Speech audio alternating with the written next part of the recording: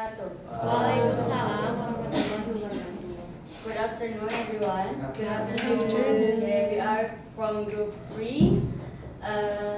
We want to introduce ourselves first. My name is Shifaulia. My name is Nada Shafia. My name is Sri Putra Wadani. My name is Naim Stanisi. My name is Shurika Asramawati. Okay.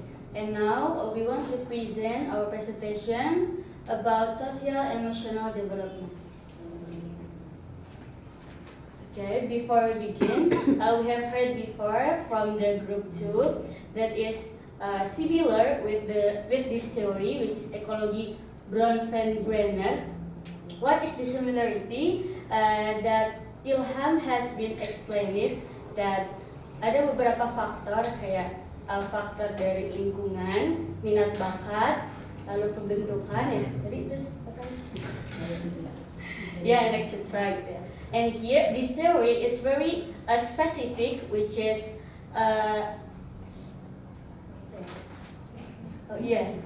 sangat berpengaruh pada sosialnya atau pengaruh dari lingkungannya. Jadi lebih ke spesifik ke lingkungannya gitu. Apa sih yang berpengaruh terhadap anak-anak dari lingkungan sekitarnya? So the definition itself, sosial yang mengaruhi kehidupan individu sehingga turut mempengaruhi perkembangan mereka. Lalu perkembangan manusia dipengaruhi oleh konteks lingkungan. Nah, sebelumnya saya mention bahwa this is about environment, which is sangat berpengaruh besar pada diri kita sendiri. Mungkin bisa dicontohkan pada diri kita sendiri atau anak peserta didik ya. Karena berdasarkan lingkungan kita bisa melihat lalu mendengarkan dan menyimpulkan kira-kira aktivitas apa yang akan memberikan pengaruh pada diri kita sendiri. Misalkan kita suka melihat misalkan di TikTok ya, kayak tentang ceramah-ceramah misalkan tentang Islami, pasti kehidupan kita juga akan sangat berpengaruh bahwa kehidupan yang Islami itu penting bagi hidup kita gitu. Misal ya, tuh.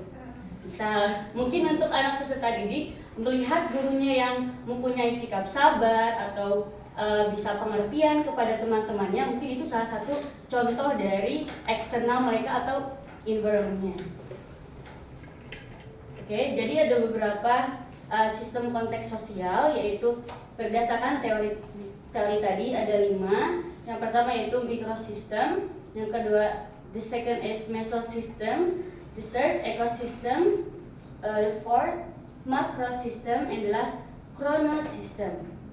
Here, microsystem is about the environment, the lingkungan yang terdekat dari si peserta didik, yang mana lingkungan terdekat itu from their family, from their friends, from their peers, also from their school, and tempat kerja. Jadi di sini balik lagi lingkungan terdekat kita adalah keluarga kita sendiri. Dimana jika keluarga kita sendiri baik, pasti akan berpengaruh baik pada kita. Misal seorang peserta didik yang mempunyai keluarga yang harmonis, misalkan. Jadi mereka ketika mempunyai tugas atau ingin dibantu, seperti misalkan kesulitan dalam mengerjakan PR matematika misalkan gitu ya. Jadi dia laporan ke ibunya, ibu ini gimana, bisa bantu aku untuk pelajari ini gak gitu misalnya. Jadi dari sana mereka mempunyai feedback dari keluarganya sendiri, jadi menimbulkan rasa nyaman dan senang atau kepuasan untuk dirinya sendiri. Lalu berkaitan dengan sistem yang kedua yaitu mesosystem, di mana ketika sudah dipenuhi dari keluarganya yang tadi akan menimbulkan respon atau resultnya itu mereka akan percaya diri atas diri mereka sendiri gitu. Dari tadinya yang misalkan gak bisa di rumah nih, baru tugas terus dikasih penjelasan ulang misalnya sama ibunya, terus tiba-tiba dia ke kelas lagi terus bisa menerangkan ke teman-teman lainnya karena dia merasa bisa. Itu mungkin salah satu contoh konkret dari mikrosistem dan mesosistem itu sendiri. Okay, will be continue by Nada. Thank you, Siva. I will continue explain about the context social system based on Bronfenner theory. So the ecosystem itself is an environment that does not directly involve individuals but influence their development. Jadi kita tuh tidak langsung ikut terlibat dalam kejadiannya, tapi kejadian itu tuh mempengaruhi kehidupan kita atau perkembangan kita. Nah, contohnya tuh seperti orang tua kita punya pekerjaan, misalnya kerja di salah satu perusahaan gitu kan. Nah, di perusahaan itu tuh terjadi masalah. Kan kita nggak tahu tuh masalahnya tuh seperti apa gitu kan, kita nggak terlibat langsung. Tapi masalahnya anggaplah bangkrut gitu.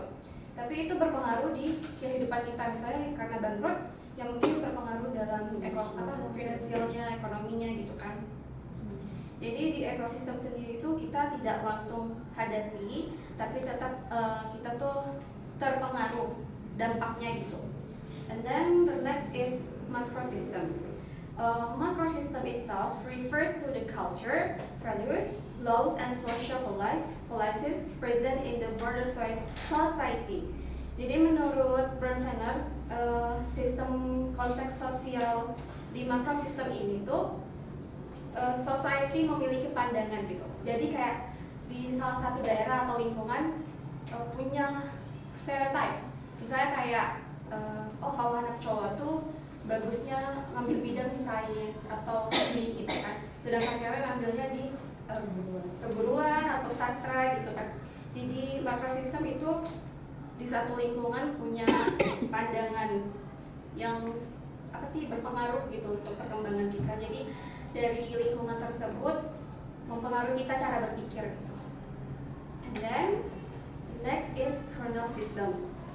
Kernel system refers to the influence of time and change that occur throughout a person's life and their impact on individual development. Jadi di kernel system itu sering kita jumpai di sekolah. Contohnya tuh kayak seorang anak yang pindah dari sekolah A ke sekolah B. Jadi perubahan besar yang cukup berimpact ke seorang anak gitu. Misalnya dulu di sekolah yang lama, seorang anak ini dia siswa yang aktif, tapi pas setelah pindah dia tuh kayak harus menyesuaikan lagi, harus beradaptasi lagi dengan lingkungan yang baru, dan itu tuh juga mempengaruhi perkembangan anak. Terus contoh satu lagi kayak COVID-19 kemarin kan, nah kita kan kalau aku sih masih mahasiswa ya waktu itu, dan pas masih maba itu kan kayak excited banget ya, kayak apa baru kuliah excited, tiba-tiba langsung COVID, semuanya serba berkali. Jadi itu tuh kayak cukup membuat saya kayak apa ya shock, terus mempengaruhi sih, memperhambat perkembangan secara belajar gitu. Jadi no life ya. Okay, next will be explained by you. Selanjutnya adalah teori perkembangan tentang hidup menurut Erikson. Menurut Erikson sendiri, perkembangan kehidupan masyarakat itu secara bertahap, yaitu setelah manusia itu akan tumbuh dari mulai lahir dari bayi sampai dia lanjut usia, yang Erikson sendiri itu namakan dengan teori psikososial.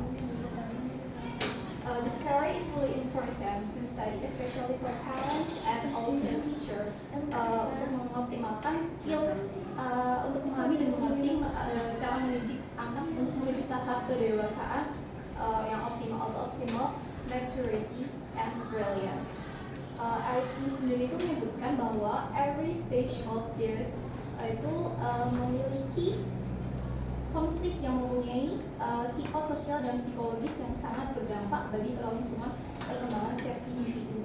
Untuk tahapan sendiri, yang pertama adalah trust versus mistrust, yaitu sejak lahir sampai 1 tahun yang biasa kita sebut dengan infant. Pada tahapan ini, the beginning of individual characteristic, jadi tahapan pembentukan kepribadian individu itu dari tahapan yang pertama ini, yaitu rasa percaya itu tumbuh pada adanya rasa kenyamanan fisik dan juga rendahnya rasa ketakutan akan masa depan. Kepercayaan paling dasar pada tahapan ini adalah selama tahap sensori oral yang mana ditunjukkan oleh bayi ketika dia tidur dengan nyaman, makan dengan tenang, dan juga membuang kotoran dengan santai. Dasar pada fondasi pengharapan pertama ini terletak pada hubungan antara orang tua yang memberikan pengalaman-pengalaman seperti ketenangan, kehangatan seperti itu. Dan menurut Erikson sendiri, tahap pertama ini merupakan ritualisasi luminous, yaitu perasaan baik akan kehadiran seorang mother. Jadi bagaimana pandangannya, bagaimana sentuhannya, gitu. Untuk yang kedua adalah yaitu usia anak 1 until 3 years atau kita biasa sebut sebagai toddler. Pada tahapan ini tuh ditandai dengan perkembangan kemandirian. Yaitu pada tahapan itu juga anak itu start to exploring the world from their mouth, their eyes, and their hand. Children start to stand, trying to see, play, and beberapa juga bisa minum dari botol tanpa bantuan dari orang tua. Kemandirian anak pada tahapan ini tuh akan optimal jika terdapat dukungan dari orang tua. Namun jika orang tua itu kayak mengasuh anaknya secara salah, maka anaknya tuh cenderung akan sikap malu dan juga ragu-ragu. But menurut Erikson, sedikit sikap malu dan ragu-ragu itu tuh it's okay, karena tanpa sikap malu dan ragu-ragu itu anak akan cenderung berkembang pada tendensi maladiktif impulsivitas, yaitu membuat anak melakukan sesuatu tanpa pertimbangan. Kunci dari asuh anak pada tahapan ini adalah tegas namun toleran, yaitu keseimbangan antara hal itu. Karena dengan cara ini anak itu bisa mengembangkan sikap kontrol diri dan juga harga diri. Selanjutnya, Oke, selanjutnya initiative versus will is one of the 8 psychosocial development stage proposed by Erik Erikson. This stage occurs between the age of 3 to 6 years old, where children begin to develop a sense of initiative or the desire to know everything and to act independently and make decisions. However, during this stage, there is also a potential for feelings guilt or attempts to when the things didn't go as planned or met disapproval from their environment. Jadi masa ini dikenal dengan preschool atau masa sebelum sekolah, biasanya terjadi di usia 3 sampai 6 tahun. Pada tahap ini anak itu mulai mempunyai kemampuan prakarsa atau kemampuan untuk berinisiasi, melakukan sesuatu. Nah, pada tahap ini dukungan orang tua itu sangat dibutuhkan karena apabila orang tua sering menegur anak ini, maka anak ini tidak bisa mengeksplorasi dirinya dengan baik, sehingga mereka akan terkungkung dan tidak mau memulai sesuatu. Selanjutnya, industry versus environment. It's one of the 8 stages of psychosocial development proposed by Erik Erikson, occur in children between the age of 6 until 12 years old, and during this stage, children begin to develop skills, competence, and a sense of hard work or industry. They want to demonstrate their abilities and feel productive. However, there is also the risk of developing feelings of inferiority if they feel inadequate or as not as capable as their peers. Jadi pada tahap ini dikenal sebagai tahap sekolah dasar atau anak-anak sudah memasuki SD, sekolah SD. Anak pada tahap ini dari keingintahuannya, inisiatif untuk memulai sesuatu, anak sudah memiliki modal untuk sangat aktif untuk ingin mengasah kembali keterampilannya dari informasi-informasi yang ada. Pada tahap ini dibutuhkan dukungan orang tua, bukan hanya dari orang tua yang di rumah, tetapi juga orang tua yang ada di sekolah seperti guru dan lingkungan-lingkungan yang biasa dia temui, seperti lingkungan teman-temannya yang ada di sekolah. Selanjutnya, identity versus confusion. occur between the age of 12 until 18 years old. This stage is critical for the development of a sense of self and personal identity. Adolescents explore who they are, what they believe, and where they fit in society. Jadi pada masa ini merupakan masa remaja atau tahap pencarian jati diri, di mana anak itu sudah ingin mencari tahu apa yang dia sudah ketahui di usia pada saat dia bersekolah dasar. Di tahap ini orang tua sangat berperan vital karena apabila anak berkembang di lingkungan yang tidak baik, maka otomatis dia juga akan tumbuh menjadi tidak baik. Sebaiknya orang tua dan anak itu harus bonding atau memiliki ikatan emosional agar anak tidak mencari tahu sendiri di tempat yang salah. Selanjutnya akan dijelaskan oleh Sri Putri. Okay, thank you, Kak Nanik. I will continue to explain the next stage for the Erikson development. So as we know, the Erikson believed that each stage of development has a key conflict that must be resolved to ensure healthy growth. So as we continue to the sixth is the intimacy versus isolation from around 19 to 40 years old. So in this stage, instead, as known as young adults seek deep connections, such as friendship and romantic relationships. So as mentioned by Sarah in 2010, in this stage, individuals fear to merge their identity with others. So those who success in this stage, they will feel the love and maintain relationship, while the others who fail in this stage, they will feel lonely and socially isolated. And then the next one is generative versus stagnation. It's around to 40 to 65 years old. So in this stage, which occurs between 40 and 65, this is known as a adulthood stage, where individuals have a desire to guide the younger generation and contribute it to the society. So according to the Nantais and Stack in 2017, those who success in this stage feel productive and useful, while the others who do not feel success, who might feel stagnant and they have not contributed to the society or anything in society. And the last one is integrity versus despair. So this is around 95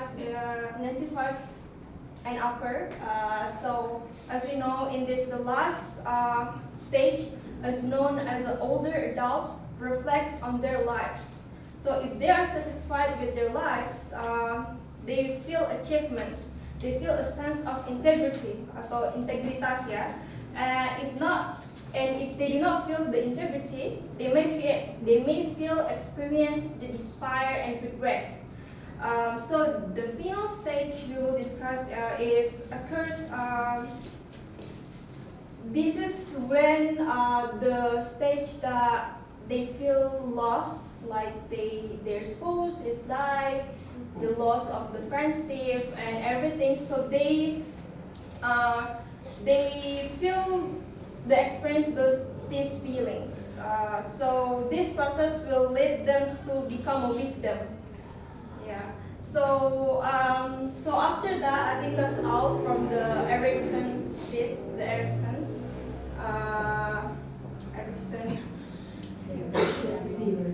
Theory. So the conclusion from us is as explaining this conclusion is each of the stage is an important part of life, determining how we interact with ourselves and the others, the intimacy, and also from the zero to our last last before we die, contribute to the next generation, and this from us. That's all I can say from us. Thank you. Okay. Any question? Any question? Oh, there we go. Mau bertanya yang confusion itu apa? Sebelumnya di dua slide sebelumnya. Dua slide sebelumnya nih. Nah itu identity versus confusion. Tadi kan dibilang kalau misalnya lingkungan menjadi salah satu faktor yang mempengaruhi anak. Bagaimana kalau misalnya salah satu anak misalnya memang tumbuh di keluarga yang baik, tumbuh di keluarga yang kooperatif lah gitu ya, sebagai orang tua maupun hubungan dengan anaknya, tetapi memilih lingkungan yang menurut dia juga baik, menurut orang lain baik, tetapi saat sifatnya ada sifat yang tidak disukai oleh orang lain, apakah yang harus disalahkan itu lingkungannya atau malah orang tua gitu. Gak poin nggak? Dapat gak poinnya? Gitu. Nah, jadi yang harus saya lakukan tuh saat misalnya nih aku sebagai anak merasa baik gitu ya, merasa baik dan tumbuh di lingkungan keluarga yang baik. Tapi saat di lingkungan di luar lingkungan keluarga, aku tuh tidak disukai oleh orang lain, entah karena apa ya.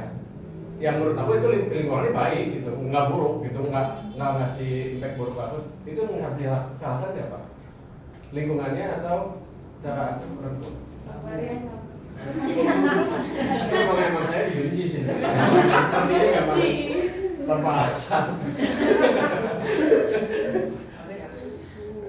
Itu ya curhat sih. Based on my experience. Ini validasi. Menurut saya sih itu kembali lagi kepada anaknya, karena tadi sudah usia identity versus confusion itu sudah berada di usia remaja ke dewasa. Menurut saya itu kalau anaknya itu tumbuh di lingkungan yang baik, mestinya sih secara resultnya itu juga anaknya harusnya baik. Tetapi kalau anak itu merasa there's something wrong with the people around him and he choose to berkelana ke tempat lain, I think it's not really wrong, and dan tidak ada yang perlu disalahkan. Mungkin anak itu harus berbenah diri sendiri, karena kan ini kan usia dewasa, harusnya sudah bisa merefleksi diri, sudah bisa berpikir lebih mengevaluasi diri. So maybe you don't have a strong bonding with your parents. I think there is something wrong with you.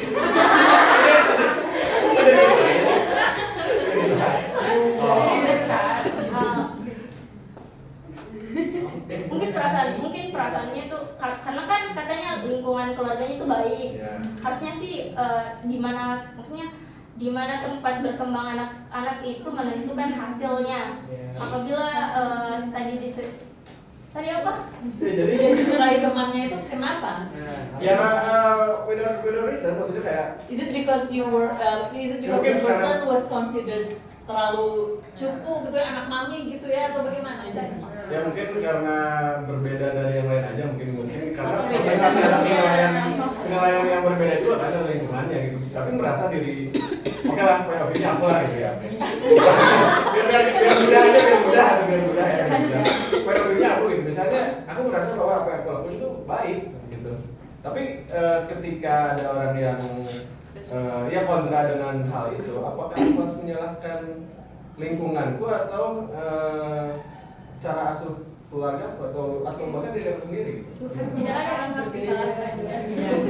Tapi kan setelah ada justifikasi seperti itu pasti ngerasa bahwa aku kenapa ya? What's wrong with me gitu kan? Itu proses tumbuh dan berkembang sih. Kan manusia dinamis, Betul. tidak mentok di situ. Betul sekali. So I think you can find help at Oke. bukan menyalahkan, gimana ya, menambahkan gitu. Jadi begini kan, kalau misalnya dari orang tua, kita kan sebagai anak kan, nah anak itu biasanya memandang orang tua itu benar, ya kan? Nah nilai-nilai yang dipegang oleh orang tua, kita tuh biasanya menganggap itu adalah nilai-nilai yang baik, yang benar gitu. Nah sedangkan pas kita dewasa, kita kan keluar dari lingkup rumah kan, kita mengenal orang lain dan lain-lain, maksudnya lingkungan baru, circle baru juga gitu. Bisa jadi sebenarnya ada dua kemungkinan menurut saya ya. Memang nilai-nilai yang ada dalam keluarga itu berbeda saja gitu, dengan nilai-nilai yang dipegang kebetulan dengan lingkungan yang mengenal tadi berbeda. Nah menurut saya yang harus dilakukan oleh anak tersebut adalah lebih keluar lagi, jadi lebih eksplor lagi. Oh, oke. Tambahan. Mau nambahin sebaik-baiknya. Oh, belum selesai, Mas.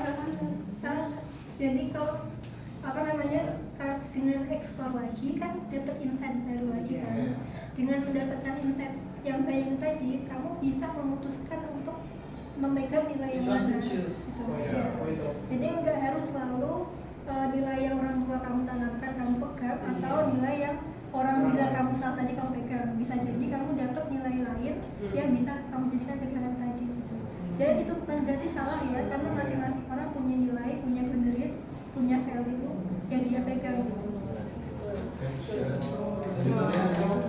Oh iya, tambahannya sebagai anak kita juga harus bisa menerima akan selalu ada gap, jarak. Sebaik-baiknya orang tua kita di masanya, dia akan menjadi tetap orang tua kita yang terbaik di masanya. Begitu pula dengan kita, jadi kita harus berdamai dengan itu.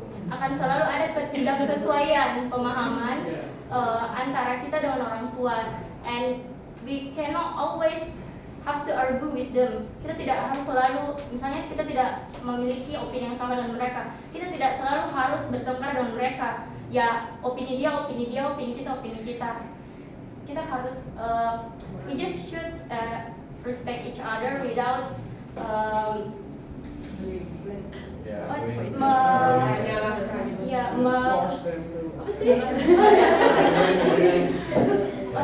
tanpa harus berkonflik gitu.